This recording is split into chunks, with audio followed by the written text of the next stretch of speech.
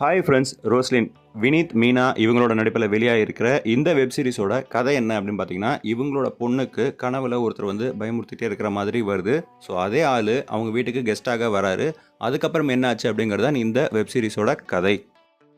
Performance wise பார்த்தீங்கன்னா, வினீத், மீனா இவங்களோட பெர்ஃபார்மன்ஸும் சரி, அப்பியரன்ஸும் சரி இந்த வெப் சீரிஸில் கொஞ்சம் பிளாஸ்டிக்காக காணப்பட்டுச்சு. அதாவது ஒட்டவே ஒட்டலைன்ற மாதிரி சொல்லலாம்.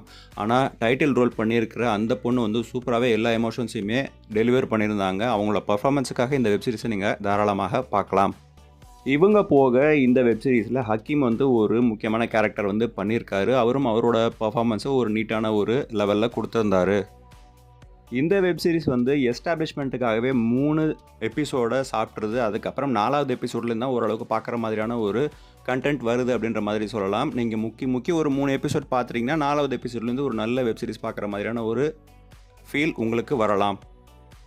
ஃபைனல் ட்விஸ்ட்டு சில பேருக்கு எக்ஸ்பெக்டடாகவும் சில பேருக்கு அன்எக்ஸ்பெக்டடாகவும் இருக்கலாம். ஸோ அதை நீங்கள் எடுத்துக்கிறத பொறுத்து தான் இந்த வெப் சீரிஸ் நல்லா இருக்கா இல்லையா அப்படின்ற ஒரு முடிவு உங்களுக்கு வரும். இந்த வெப் சீரிஸ் மொத்தம் 6 எபிசோடுகளை கொண்டது. ஒன்று 30 நிமிஷத்துக்கிட்ட வருது. தமிழ் ஆடியோவும் அவைலபிளாக இருக்குது ஜியோ ஹாட்ஸ்டாரில். உங்களுக்கு நேரம் கிடைக்கிறப்ப இந்த வெப் சீரிஸை பார்த்துட்டு உங்களோட கமெண்ட்ஸை தெரிவிங்க. நன்றி.